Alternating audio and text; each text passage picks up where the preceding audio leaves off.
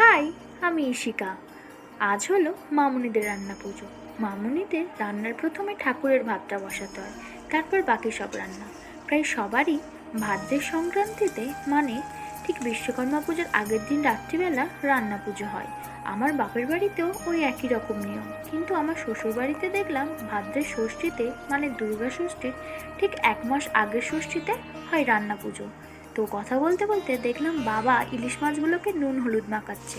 ওই মাছগুলো নিয়ে মামুনি কড়াইতে দিয়ে দিল। ইলিশ মাছের পরে কড়াইতে দিয়ে দিল কাতলা মাছগুলো। এইবার ওই চিংড়ি মাছগুলো ভেজে নিলে মাছ চিংড়ি ভাজার পালা শেষ। মামুনিদের আর পিঠেটা নেই, তাই নারকেলটাকে ভেজে নেয়। এরপরে ডালটা হয়ে গেলে কুমড়ো আলু চিংড়ি দিয়ে চচ্চড়ি আর পায়েসটা করলে হয়ে যাবে। তো সব রকমের রান্না কমপ্লিট হয়ে গেছে। এবার ঘট পেতে মাকে খেতে দিয়ে দিল। আজ তবে আসি, সবাই ভালো থাকুন, সুস্থ থাকুন।